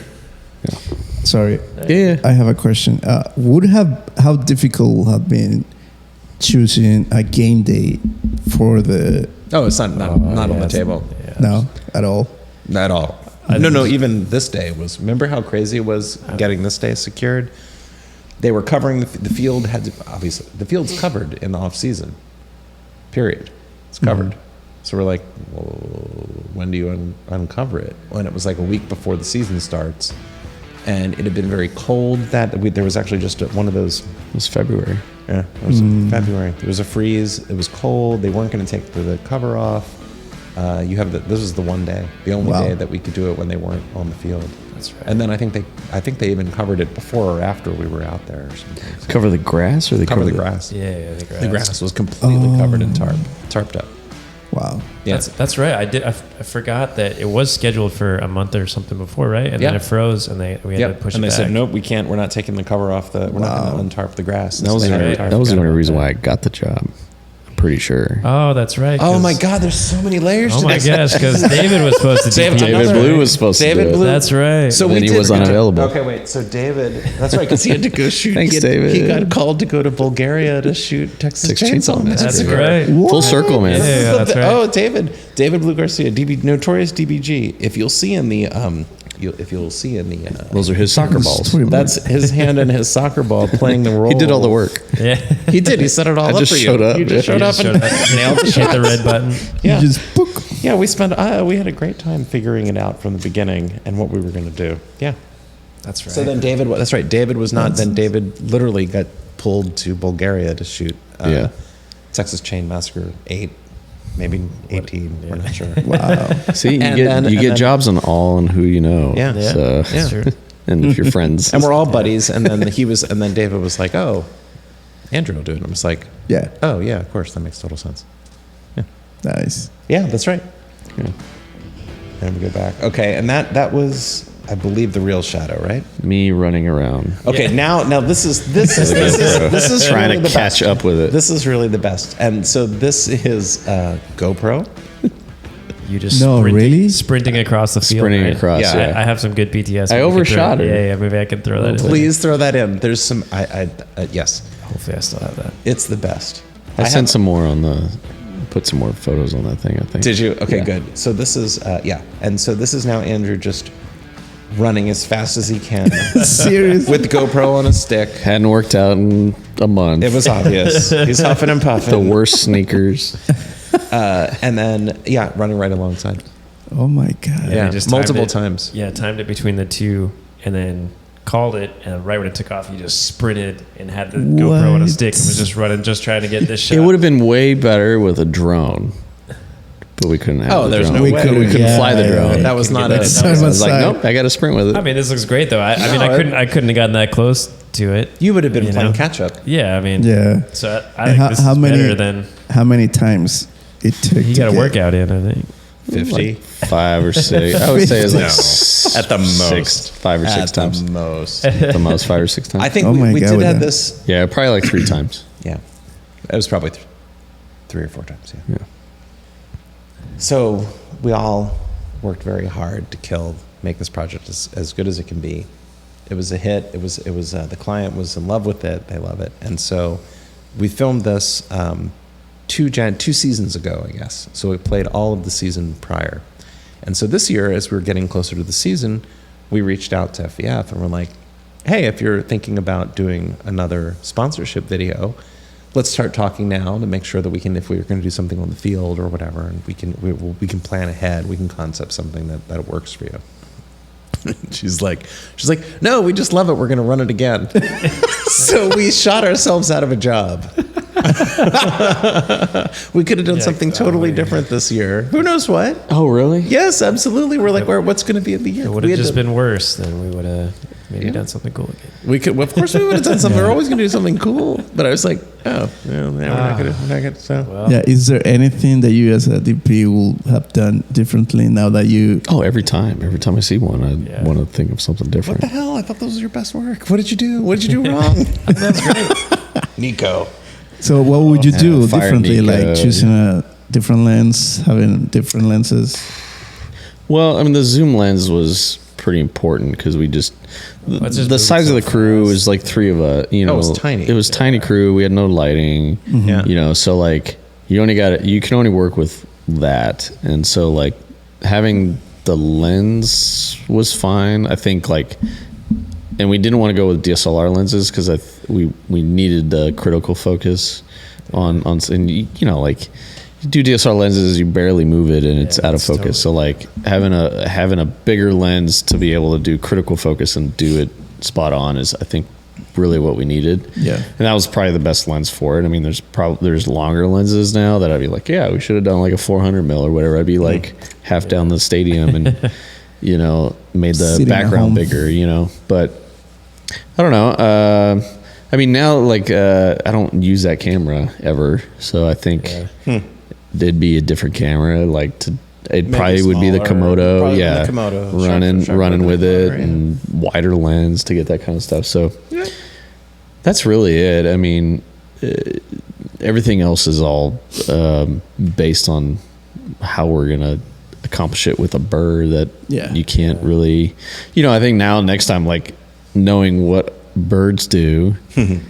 Probably would approach it differently, you know. Yeah. So Just a little It's all bit. learning. Not slightly much. different, Not yeah. much. Not much. I think we would have. Yeah. I mean, again, go with a wider lens, but the issue is that the bird doesn't fly. It has to fly from handler to handler, so the handler's in the shot. Yeah. Well, and I do So how do remember you the work around handler that? was like, I don't want you next. You know, you shouldn't be next to her because you'll distract true. her or whatever. Also So I true. do remember that parts of it. So really, it's like the undershots. Yeah, it'd be like, it's tiny camera, let him fly over or whatever. Put a GoPro. We tried that. Remember, it flew over me when I had the GoPro. Yeah, didn't look good. It was too close. Oh, Even as wide as the little GoPro was, it was too close. It was too close. Man. It wasn't. It didn't work. I think I had BTS of that as well. Really challenging. That was awesome. There's It's very challenging. Oh, that was fun. There's some good That's stuff. the best part, when there's like that moment in the set or in the shoot where you're just like, we were in the middle of the Q2 stadium on the field. You're running around with the GoPro tracking him. And it was like, let's get underneath of it. And me just typically not getting to operate let me just grab one and like have it fly over me. Yeah, and Right? it was like right over your nose. yeah, Yeah. So cool. and it was like, that was awesome. That just makes it fun. Yeah. And you can, even in that behind the scenes stuff, you just hear us all laughing. Yeah, I was Like cracking up. crazy. That was so It's funny. so fun. I was geeking out the whole time on his drone stuff. Yeah, Oh, like, right. what do you got over there? You know, it's Yeah, like, what do you got? and then I was asking, I like, fly drones myself. You know, even though I've been doing it for I don't know so long too, but because I didn't have an FPV drone. You know, I'm always doing like the regular stuff, so I was always Yeah. super curious on. Yeah. Oh, and you did FPV. that's. Oh my gosh! I ended up buying one afterwards. Thanks. Oh, nice. There Of you course, go. of course You're you welcome. did. Yeah, of course I did. Yeah. Yeah. Fly like 4 times. That's Yeah. it. No, gosh, I hope you can. You should show some of the behind the scenes. I mean, some of the other shots that you captured when we were at the stadium. I remember us talking very much about like you were up above and you were sort of like doing these spinning diving Oh, moves yeah. into the That's right. stadium that were very bird-like. That were very, very, very. We were trying to like very Yeah, bird-like yeah. capturing those moments. That shit was amazing looking. Thanks so much. That was cool. Yeah. It was so fun just cruising around there and And that's right. And you were taking loops through the yeah, the going- architecture. going over the. I like the top stands. shot where you see the Q2 Yeah. logo on the Yeah, that was top. cool too. Yeah. Yeah, it's really cool how like FPV is like. I feel like it came back. Like it when drones first are coming out, it didn't have a gimbal to it, so it was always like fixed. You know, like I remember like the Phantom 1, and I would fly that thing, and Yeah, it's like yeah. it's like super shaky and it's terrible Yeah. because the GoPros were awful at the time. Yeah. And then the gimbal, everybody wants gimbal stuff, and it's just nice, smooth cinematic. So like the last like what 2-3 years now, it's like Yeah, all it's totally FPV is all coming. taken over. My yeah. Instagram is just taken over by FPV drone Yeah. stuff, and it's so cool looking. Yeah, it's a whole Yeah. different perspective and dynamic. Yeah, you could do a whole bunch of stuff with it and different moves, and which is great. I know like the newer drones, the regular ones like the Mavic or whatever, you can do FPV mode in it, but it Yeah. obviously can't Yeah, do it's not what quite the that same. did. Yeah. So one of these Yeah, days I'll FPV fly is it and crash it's it. fun. It looks amazing. Yeah, it's a No whole matter what you capture, It's a whole different ballgame. Yeah. Yeah. It's fun. Have you seen Ambulance? Yeah, it's amazing. Yeah, it's I pretty haven't cool. seen it. I thought It's the movie was okay, but No, the those movie's shots are- terrible. No, it was Yeah. those shots are killer. the shots are killer, but the Like, movie's yeah, terrible. As a as a film, yeah. But The there's- kid, there's some rad like shots. Johnny FP, I don't know if you've ever seen. yes. Oh my gosh, Yeah, he's got some good stuff. And it's because he's flying like pretty big ones, but he's putting a Komodo on it, Yeah. or like doing Yep. like. Yep. Yeah. And so the images are just so much better than GoPro stuff. And Yeah. It's real impressive. Just like it's pretty cool what you could do nowadays. Like I remember flying in a helicopter for one Oh. day was 30 Yeah. grand. Oh, Yeah, that you was know, it's a whole that different. Now was- you can throw Mavic up and get Yeah, let me get this real quick. 5% of the way there. It's Yeah. crazy. Yeah. Change the game. Well, what would you do differently, Vinny, from what you see here, or what would you use differently? I don't know if you would do anything different. Would you? Yeah, I mean, probably just image wise, it's Yeah. like there's better GoPros or doing the Komodo or doing an FX6 or something, flying that. Right. But then, but you can't fly the Komodo or the FX6 through Austin Beer Works. It's like you can't get that shot because Right. there's talent and people of talent. So that's more of a GoPro shot. But yeah, I'm always looking for a better image. So Komodo's like the natural choice and option. Have But it- that's just more, bigger, more time, more crew. So it's just Right. for what Safety. that's the whole thing. Have you tried those 360 cameras at all for FPV? I've never really gone down the 360 camera. It's always kind of been like a novelty. I don't know. I've never really thought anything was that great. I don't know. I've never played with that Yeah. much. What's the next thing? So I very much remember seeing your I don't know, sport drone footage Yeah, of yeah. the stuff. Like that was, to me, it felt so fresh and it felt so new for me. That was why I was really excited that we could Yeah. do this together a year and a half ago. Which is kind of what which we're all always thinking, like Yeah. what's new, and then again, being in commercials, you can sometimes incorporate that into something people Yeah. might see more than just a short or so, or a film or not. But what's next? Where's the trends going right now?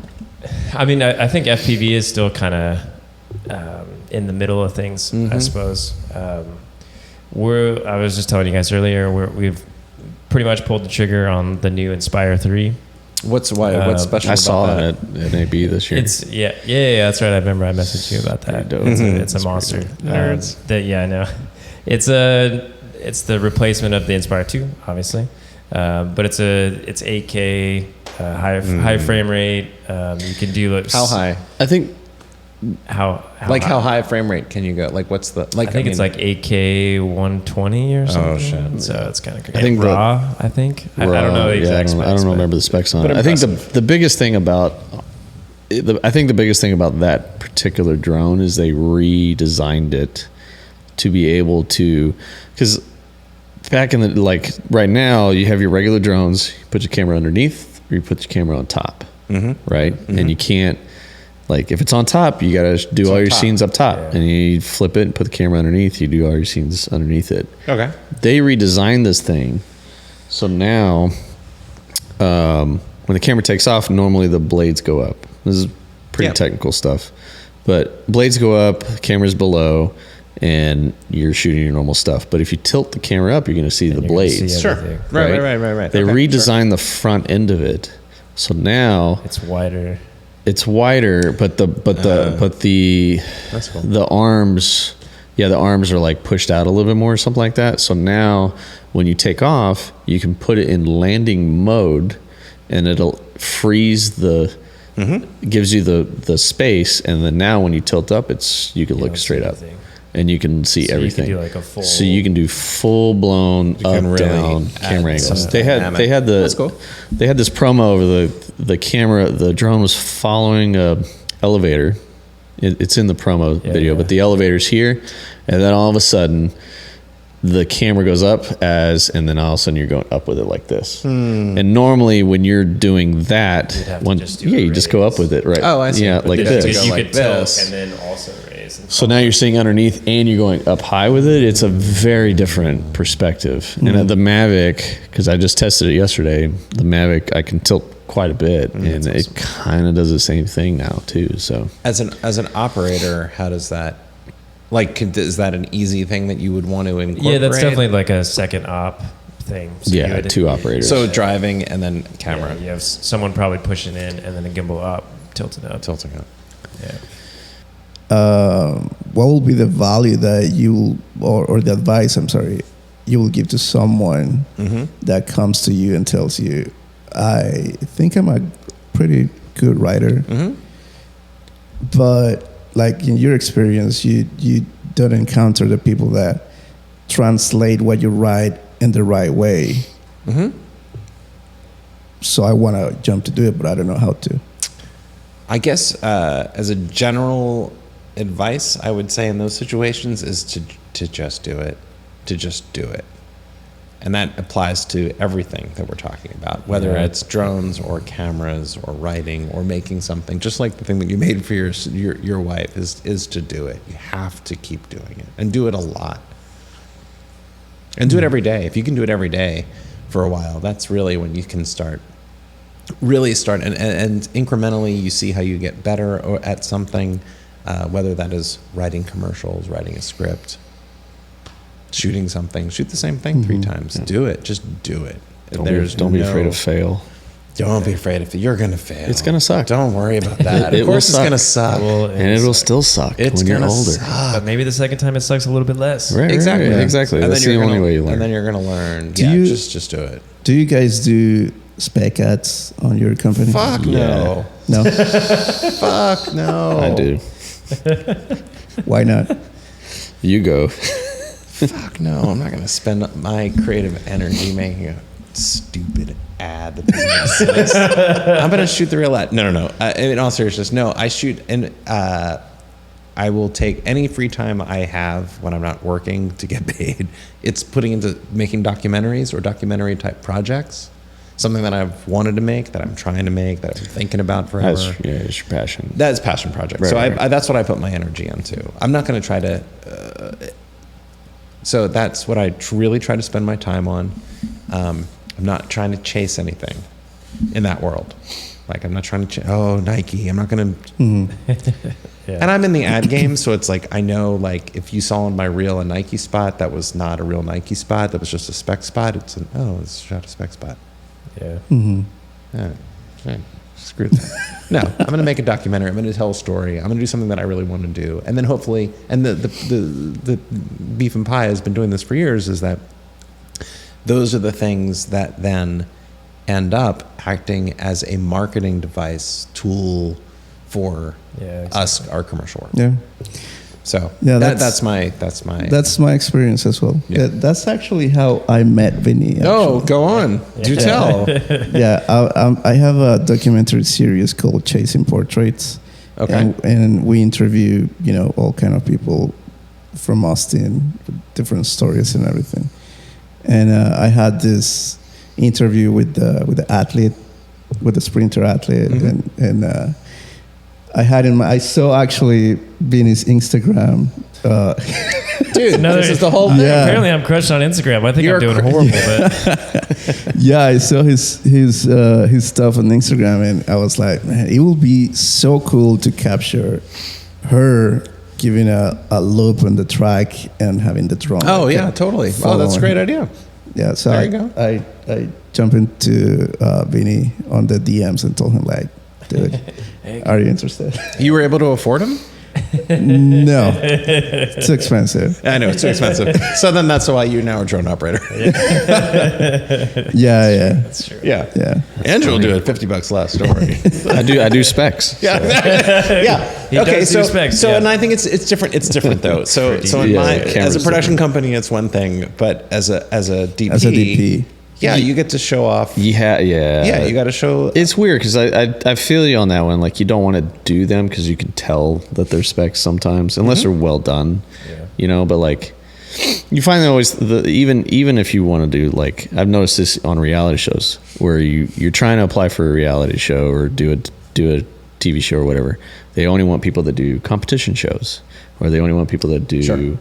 Whatever, you have to have experience in this. I'm like, well, how do I get the experience if I Of course. If you haven't can't done get it. on the damn right. show Yeah, because you won't hire me, Yeah. Totally. which I always found kind of stupid. Short-sighted. It doesn't make sense. It is true across the board. True across the board. And so, like, commercially, it's the same kind of thing. Like, well, I'm not going to hire him. He doesn't have any car commercial experience. I'm like, So I you guarantee I can do a damn car commercial and I could do it good, but I don't want to spend my time to go do it because it costs a lot This of money. guy, I don't know about Andrew. I mean, I was worried. I'd never seen any Falcon work. Yeah, exactly. You know what I'm saying? So, like, I don't know if he could do it. taking the time to do a spec spot, I think, as a DP, it will help you in order to get. Yeah, I think it's that sort of work. different. Yeah, it's a visual market. Yeah, no one's exactly. going to hire you if you don't have the Yeah. stuff. Yeah.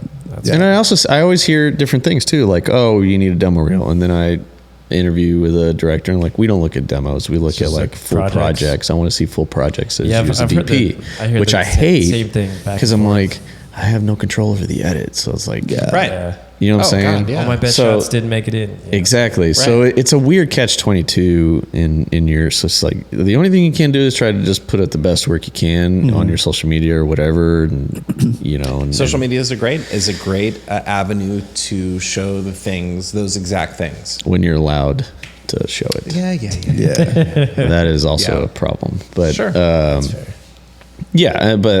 whatever. But it is a good avenue because It is. that is not something that used to exist correct that yeah. you would ever have been able to. It was oh, demo here's reel the and cool- resume. That was it. Yeah. Yeah. And then who Exactly. you knew. And so now it's like demo reel, resume. Who do you know? And then let's see your Socials. stuff on socials. Yeah. Websites. Like, I still think the like websites do come into play, but Absolutely. most of the time you it's check. Instagram. You go to the website. You just check. Yeah, and you're you- like, is you this do person check. legitimate? Yeah. Who's this? So like, and, It's when kind I of was a funnel almost, I feel like. Yeah. Social is kind of getting the vast majority of people, and then the people that make it through, it's like, oh, now I'm gonna go to their website, make sure they actually know what they're doing. Yeah. Oh, cool, it checks out. when I was starting out, like, it's not on my reel or resume anymore, but I did like tons of specs. I did. Yeah. I did a Trojan condoms commercial that I wrote. I wrote and directed it, but Nice. Starred in it. yeah, I had my wife star in it. But I did that one. I've done Coca-Cola, and I've done like tons of spec work, and then over time, like when you start actually getting more and more work, then you kind of just phase that out and it goes away, Yeah, and then nobody yeah. knows anymore. So Yeah, I think it it's- does help to have, As at least in the DP side, it's important to have, Yeah. Yeah, I agree. especially if it's like, work. where do you want to go? Yeah, You know, exactly. like if this is if You you really want want to do automotive, like you said. then do it and shoot it and Yeah. do a spec. Go in your backyard and shoot a car commercial. Which comes back to of doing it. Just do Yeah, it. Just yeah. make Yeah, it, yeah, shoot yeah. it, make it Yeah, happen. 100%. So I do agree with that. Yeah. Real quick, going back to your passion projects, do you want to plug your mural piece? Oh, real always. fast? I wanna Absolutely. tell everyone about that. and So get the that out latest there. thing that we've been that I've been spending my time on is called 23rd Street Mural .com. Let me think about the quickest way to get it out there is documentary work. I love telling stories. I like Austin. I've been living here, as we've heard, a long enough time to see it change so much. And I happen to know I've gotten to know a lot of the people who in the 1970s were very responsible, the artists and the musicians who really sort of laid down the foundation for the city that we all love and live in now, or move outside of, because it's changed so much. So what we did is we took Austin's first mural is on 23rd in Guadalupe. It was painted 50 years ago, and it's basically like a little bit of a mirror, a reflection of the city. It's like just it looks like a fisheye lens, and Stephen F. Austin's in the center of it. It's got all these different characters, and we turned it into a website. And you go to it, you interact with it, and there's 10 short films embedded into it. So if you go to Willie Nelson, there's a little Willie Nelson that's on the mural with a little cloud over his head, and it's raining on him, and he's busking, and he's got blue eyes, which he doesn't have. And so you click on his little icon, and then we tell the story of Blue Eyes Crying in the Rain, and how important that song was in his career, and how it only could have happened once he moved to Austin. So that's sort of like we're trying to tell these stories about the people, but connect it to Austin and then make it relevant to today. So he would not be Willie, one name superstar, if it wasn't for him leaving Nashville, moving to Austin, and then recording Red-Headed Stranger and that song in particular. Wow. So those are the cool. little nuggets that we're trying to do. So that's what we're Nice. working on. Yeah. That's amazing. Sounds Thank great. you. That's so cool. Yeah, of course. Yeah. That's so cool. Yeah. So that's what I love spending my time diving into that, than shooting a Coke commercial. A spec commercial. I know, makes sense. Yeah. Absolutely. Yeah. Currently. That's great. Well, guys, it's Cool, been a yeah. pleasure to have you. Thanks You for guys have been coming. awesome. Thanks so much for coming out. I really appreciate y'all's time. It's been Thanks for the awesome. invite. You guys are It great. was fun. Yeah, and That's it. that's pretty much it. That's a Thank pretty you. good little run. Yeah, a couple hours in. Oh my God. So I think the hours are last question could be, We're not done yet. No. Okay, that's cool. That's good. It's more beer. Some martini. Would you Just a like- martini? Yeah, it's a martini. Exactly. Nice. yeah, who would you recommend for the program to be sitting in your chair next Do you time? have Oh, yeah, a totally DP director combo or? I think it should be. It should be. We should get a Julio and DVG. That'd be adorable. That would, yeah. I mean, David's not a DP anymore, but No, that's right. That's right. I mean, Well, they're both directors and yeah. they're both writers now. They'd be. But they both DP. They both have DP. I mean, it doesn't have- Was there like a specific project they worked on together? Oh, or- sorry. We're talking. So I don't know. They just came to mind because we're just Julio Quintana and David Blue Garcia. Yeah. So Oh, local, yeah, local, Julio- awesome. Julio's done three big movies. Three movies now. One's Yep. on Netflix right now. The other one's selling. Did hopefully. he do the Chainsaw Massacre or did That's someone else do David. That's David Blue. David So David directed he did a movie called Oh. Tejano. that?